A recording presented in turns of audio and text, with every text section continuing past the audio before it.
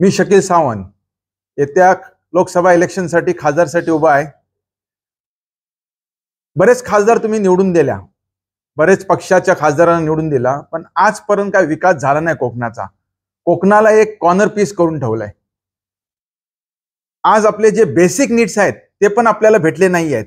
जसे युनिव्हर्सिटीज आहेत, हॉस्पिटल्स आहेत, डॅम्स आहेत, रस्ते आहेत, हे पण बेसिक नीड्स तुम्हाला भेटले नाही आहेत। तर ह्यावेळी तुमच्याकडे एक नवीन चेहरा आहे, एक नॉन पॉलिटिकल बॅकग्राऊंड मधनं मी आलोय आणि मला कोकणाचा विकास करायचा आहे। येणाऱ्या पिढीचं फ्युचर चांगलं करायचंय, मला त्यांना कार्यकर्ते नाही बनवायचे। पण ह्यावेळी लक्षात ठेवा, तुम्ही मला मत द्या आणि ह्या येत्या 5 वर्षांमध्ये तुम्ही बघा की माझा विकास कसा असू शकतो। तर तुमची मतं लय इम्पॉर्टंट आहेत, म्हणून तुमचे डोल्यावरचे जे पट्टे आहेत ते जरा ह्यावेळी काढा आणि मतदान शकील सावंतला करा।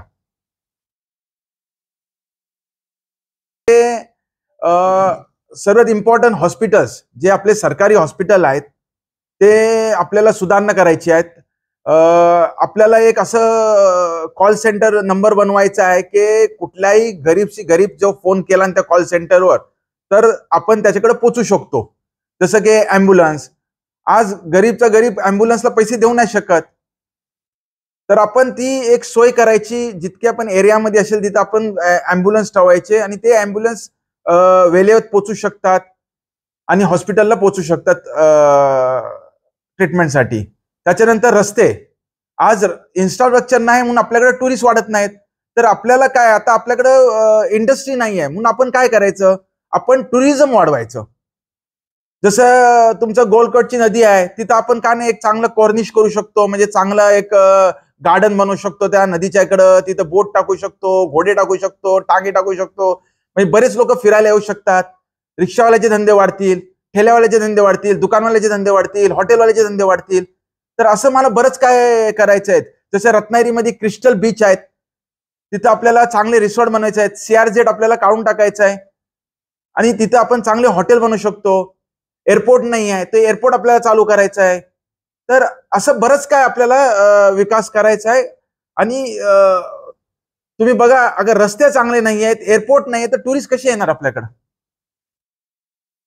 एक टर्मिनल क्रूज करायला पाहिजे आपल्याला। जेवढे पण किल्ले आहेत ते किल्ले आपल्याला सुधारणा करून त्याच्यावर छत्रपती शिवाजी महाराजांचे म्युझियम बनवूया आपण त्याच्यावर, तर बरेच पर्यटक येतील, आजूबाजूचे किती येतील फिरायला लोक, आणि असा आपला व्यवसाय वाढू शकतो। अगर व्यवसाय वाढला तर पैसे आपल्या खिशात येतील, आपल्या खिशात पैसे आल्यानंतरच आपली दिवाळी आहे, आपली ईद आणि आपला क्रिसमस आहे। पैसे नाही तर काही नाही आहे। आज लोक आपली मुलं जवळजवळ मला असं वाटतं की 12वी नंतर चांगली युनिव्हर्सिटीज नाहीत, त्यांना मुंबई नाही तर पुण्याला जायला लागतं। का नाही आपण बनवू शकत?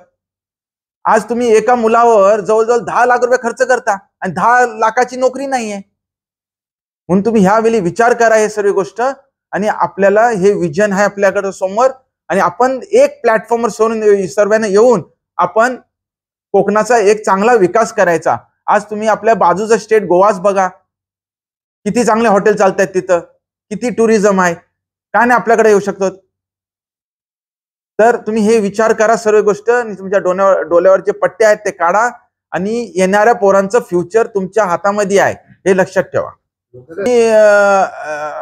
राजापूर पासून लांजा, देवरुख, रत्नागिरी सिटी आणि संगमेश्वर आणि संगमेश्वरच्या आजूबाजूवाले गाव आणि चिपळूण, जवळजवळ मी आज 12 जानेवारी पासून मी हे सर्व फिरतोय। आणि लोक असं मला म्हणतात की वाकई में एक काहीतरी बदलाव पाहिजे, आणि लोक बदलाव करतील, कारण की त्यांना विकास नाही भेटलाय, त्यांना ते फॅसिलिटीज नाही भेटलेत। जे खासदार आता जे आहेत ते 2 वेळा निवडून आलेत, पण काय विकास केलेला नाहीये। साहेब, तुम्ही आणि तुमचा पक्ष या लोकसभा मतदारसंघासाठी निवडले जा, त्याचा असे प्रश्न करतो, शकील साहेब यांना उमेदवारी देण्याबाबत तुमचं मत कसं आलं किंवा त्यांचं सामाजिक योगदान काय आहे? सर्वात अगोदर शकील सावंत साहेब हे जरी दुबईचे त्यांचा बिझनेस असेल, गेल्या 35 वर्षात त्यांनी दुबईमध्ये त्यांचं आयुष्य घालवलं, पण त्यांचं नाळ कनेक्शन कोकणासोबत होतं। कारण आपण रत्नागिरी शहरात जसंच आपण प्रवेश करतो तर एक भव्य पंचतारा हॉटेल जो सावंत पॅलेस हॉटेल आहे ते त्यांनी तयार केलंय. आणि तो असा हॉटेल आहे की आता रत्नागिरी शहराचा एक वेगळी ओळख झालेली आहे की तो हॉटेल मुलं आता रत्नागिरी शहर ओळखायला लागलेलं आहे. आणि स्टार्टिंग फ्रॉम पनवेल ते गोव्यापर्यंत असा हॉटेल तुम्हाला कुठेच दिसणार नाही. त्या पद्धतीचं हॉटेल कोकणासाठी केलेलं आहे. तशाच पद्धतीने त्यांचं विजन आहे की 500 बेडचा हॉस्पिटल तयार करायचं आहे. आणि तो हॉस्पिटल असा हायटेक हॉस्पिटल ठेवणार आहेत. कारण आपल्या इकडे रत्नागिरी शहरात रत्नागिरी आपण बघायला गेलो तर पॅरेलली दुसऱ्या भागात समुद्राच्या त्या साईडला गल्फ कंट्री आहे. तिथून मेडिकल टुरिझम वाढू शकतो आपल्या रत्नागिरी शहरात. आता गोवा हा टुरिझम एक्झॉस्ट झालेला आहे, पण रत्नागिरीमध्ये हवामान चांगलं आहे, कोकणात हवामान चांगलं आहे, आपल्याकडे प्रदूषण तेवढा नाहीये आतापर्यंत. आणि त्यासोबतच मेडिकल हॉस्पिटल जर वाढले, हॉस्पिटल चांगले झाले तर मेडिकल टुरिझम हा डेव्हलप होऊ शकतो आपल्या कोकणात. त्याही सोबत स्प्रिंग हॉट वॉटर स्प्रिंग जे गरम पाणीचे कुंड जे आहेत ते जर डेव्हलप केले तर स्किन डिझीजेस लांब होऊ शकतात. असे प्रोजेक्ट्स आपल्याला आणायचे आहेत. हा विजन शकील सावंत साहेबांनी माझ्याकडे त्यांनी शेअर केला की दुबईमध्ये असून ह्या व्यक्तीला आपल्या कोकणाचा आवड आहे आणि कोकणामध्ये विकास करायचा आहे. आणि ते एक त्यांनी ऑलरेडी हे दाखवून दिलं सावंत पॅलेस हॉटेल सारखं बनवून. म्हणजे त्यांचा सीव्ही स्ट्रॉंग आहे. त्यांनी सीव्ही माझ्याकडे आणलं की वकील साहेब या ऐसा मैंने किया हो. म्हणजे त्यांचा सीव्ही एवढा स्ट्रॉंग आहे. तुम्ही जाऊन जे आताचे प्रस्तावित नेते आहेत किंवा विद्यमान खासदार आहेत त्यांना जाऊन तुम्ही विचारा की तुम्ही खासदार बनायसाठी तुमची काय एलिजिबिलिटी क्रायटेरिया आहे, तुमचा सीव्ही आम्हाला दाखवा, तुमचा बायोडेटा दाखवा. मला 100% खात्री आहे ते काहीच दाखवू शकत नाही. कारण गेल्या 10 वर्ष ते त्यांचा काम होता. ते सर्वसामान्यांच्या वतीनं कोकणवासियांच्या वतीनं मी हायकोर्टात जाऊन याचिका दाखल करून मुंबई गोवा महामार्गासाठी आपली याचिका दाखल करून महामार्ग प्रगती पदावर आणायचं काम केलेलं आहे. हे त्यांचं काम, विद्यमान खासदारांचं काम. त्यांनी आत्ताच्या अर्थसंकल्प असो, मला तर आता अर्थसंकल्प झालं, मला एकहीदा असं दिसलं नाही की त्यांनी हाजरी लावली संसदेमध्ये जाऊन आणि प्रश्न विचारलं की माझ्या मतदारसंघासाठी तुम्ही रत्नागिरी सिंधुदुर्गसाठी किती पैसे दिले किंवा काय केले. मला फक्त इथे दिसत होते की उद्धव ठाकरे साहेबांच्या मागे फक्त पळत होते, या मतदारसंघ त्या मतदारसंघ. म्हणून मला वाटलं चिपळूणमध्ये जेव्हा आले तेव्हा त्या फ्लड लाईन्सच्या संदर्भात ते म्हणतायत ब्लू येल्लो लाईन. त्यांना हे ब्लू लाईन रेड लाईन हे पण माहिती नाही, ब्लू येल्लो लाईन म्हणायला भाषणामध्ये बोलत होते. म्हणजे त्यांना मूलभूत परिस्थिती जी काय आहे चिपळूणमध्ये तेही त्यांना माहिती नाहीये. तर हे आपले कसे खासदार तुम्ही निवडून देतायत, हा प्रश्न तुम्ही पत्रकारांनी सुद्धा त्यांना विचारायला पाहिजे की तुम्हाला मूलभूत सुविधा ज्या आहेत, मूलभूत जे इश्यूज आहेत कोकणातले तेही तुम्हाला माहिती नाहीये. आणि त्यांना ती भीती आहे की कदाचित ते निवडून येणार नाहीत. त्यांना ते खात्री आहे, म्हणून ते प्रचारासाठी उद्धव ठाकरेंच्या मागे लागलेले आहेत. म्हणून असा उमेदवार आपण दिला. आता महायुतीचा मला माहित नाही त्यांच्या आपसातच काय भांडण आहे, शिवसेना शिंदे गटला भेटतोय की आपल्या भाजपला त्यांच्या भेटतोय, ते त्यांनाही माहित नाहीये. तर मला तेवढी खात्री आहे की जनताला पर्याय पाहिजे होता आणि शकील सावंत साहेबांच्या सारखा माणूस एक असा पर्याय आपण जनतेसमोर देतोय. जनता म्हणते की खरोखर तुम्ही चांगले व्यक्ती आहे, तुम्हाला विजन आहे आणि मला खात्री आहे त्यांचा सीव्ही स्ट्रॉंग आहे, हे निवडून सुद्धा येतील. एका बाजूला महायुतीचा उमेदवार असेल, एका बाजूला महाविकास आघाडीचा उमेदवार असेल, या दोघांमध्ये तुमचा उमेदवार हे एकंदर आव्हान तुम्ही कसे पेलणार? आता एक जनतेला मला एक सांगू इच्छितोय आपल्या वतीनं की आम्हाला आत्ता काही जनतेला आम्ही काहीच देऊ शकत नाही. आम्हाला जनतेकडून पाहिजे काय, जनतेचं मत. तुम्ही आम्हाला मतदान करा. येत्या 5 वर्षात, येत्या 10 वर्षात आम्ही दाखवून देऊ की आपले जे उमेदवार आहेत कशा पद्धतीनं रत्नागिरी सिंधुदुर्गचा विकास करतायत, कशा पद्धतीनं आपल्या रत्नागिरी सिंधुदुर्गला आघाडीवरती ठेवणार विकासामध्ये. आणि त्याच सोबत रत्नागिरी आणि चिपळूण शहराचा विकास करून एक चिपळूण रत्नागिरी शहराचा एक मॉडेल ठेवून पूर्ण कोकणात आम्ही पालघर पासून जाणार आणि चिपळूणचा मॉडेल ठेवून, विकासाचा मॉडेल ठेवून आम्ही जनतेसमोर जाणार आणि पालघर पासून कोकण प्रादेशिक पक्ष हे काम करणार. आणि त्याच्यानंतर तुम्ही सांगणार की आता जशी म्हणतात ना आपण की शिवसेनाचा बालेकिल्ला, येत्या 2-3 वर्षात कोकण प्रादेशिकचा बालेकिल्ला या नावानं कोकणाची ओळख होईल.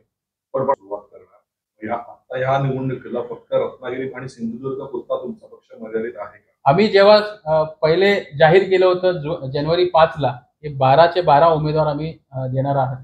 आणि जेव्हा पहिला उमेदवार जानेवारी 12ला आम्ही शकील सावंत साहेबांच्या नावानं आम्ही दिले, तेव्हा प्रस्थापित नेत्यांना कुठेतरी धोकाधुकी झाली किंवा त्यांना असं वाटलं की हा जो पक्ष आहे ते सुशिक्षित वर्ग, वकील आणि चांगल्या लोकांचा पक्ष दिसतोय, यांच्यामुळे कदाचित आमचा दुकान व्यवसाय बंद होईल, राजकीय व्यवसाय बंद होईल, म्हणून जे आमचा नोंदणीकृतचा प्रक्रिया होता निवडणूक आयोगाकडे, ते विलंब करायचं काम, काडी घालायचं काम प्रस्थापित नेत्यांनी केलेलं आहे.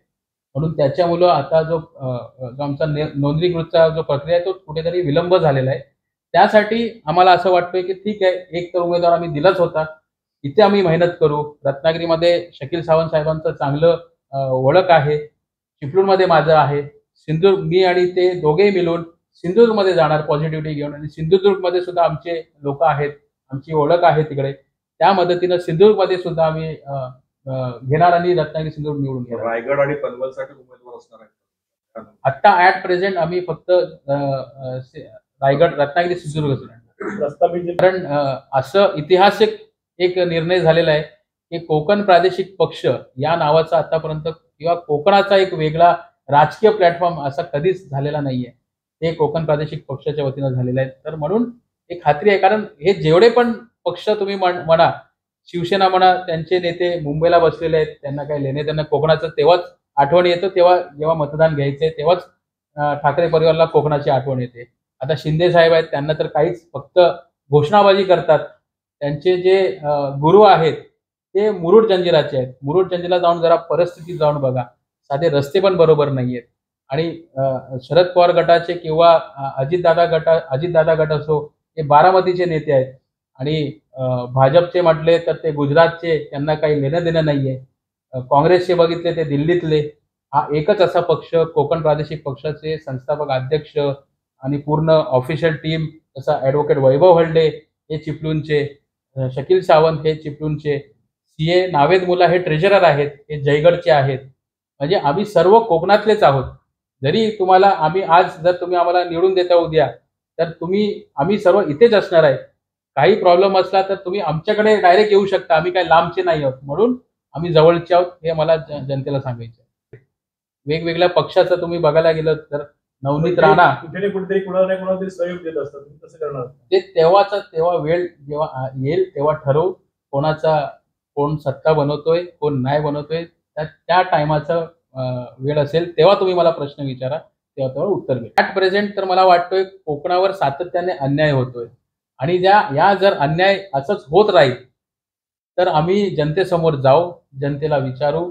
जनता जर आम्हाला सपोर्ट करेल तर 100% येत्या 3-4 वर्षात जर आमच्यावर कोकणावर असाच अन्याय चालत राहील तर वेगळ्या राज्याची मागणी करायला काही हरकत नाही. प्रेझेंट सर्वात महत्वाचा चिपळूणमध्ये जो पाणीचा प्रश्न एवढा ज्वलंत आहे, आपला कोलकेवाडी धरणातून पाणी वाया जातोय आणि ते दाभोळ खाडीतून जाऊन समुद्रात मिळतोय, चांगला पाणी वाया जातोय. त्या संदर्भात ॲडव्होकेट वैभव हळदे यांनी पूर्ण RTI खाली माहिती काढलेली आहे. त्या संदर्भात ॲडव्होकेट वैभव हळदे चांगलं तुम्हाला सांगू शकतील. तो महत्वाचा चिपळूणचा विषय आहे. विकासाच्या नावावर मत घेऊ, गावातील लोक विकासाला मत देतील की धर्माला मत? तुम्हाला सांगतो की कोकण हा असा भाग आहे, मी तुम्हाला सांगतो की कोकणी माणूस कधीच जातपात धर्मामध्ये वाटलेला नाहीये. आपली संस्कृती वेगळी आहे. शाहीदभाई, तुम्ही स्वतः एवढे फेमस शाहीर आहात. आज पण आम्ही गेलो होतो शिरगावमध्ये, आम्ही पालखीला तिथे जाऊन तिथे देवीचं आम्ही दर्शन घेतलं. त्यासोबत आम्ही आकुशखान बाबाची दर्गाला गेलो. आणि आपल्या कोकणात हिंदू मुसलमान हे कधीच विषय नाही. राजकारण हा एक मोठा किडा आहे कोकणात. म्हणून जसं जहेर को मारतं, तसंच राजकारणाच्या माध्यमातून आम्ही या राजकारणाला संपवणार आणि कोकणाचा विकास करणार. हे मी तुम्हाला सांगू इच्छितो की कोकणी माणूस मोस्ट सिव्हिलाइज्ड आणि सेक्युलर माइंडेड आहे. हे मी प्रमाणपत्र देऊ शकतो, कारण मी देशाच्या 23 राज्यात काम करणारा वकील आहे. मी देशाच्या इतर भागात बघितलं. मला अभिमान आहे की मी कोकणास्थ आहे, आणि कोकणात आपल्या जातपात धर्म अजिबात नाही आहे.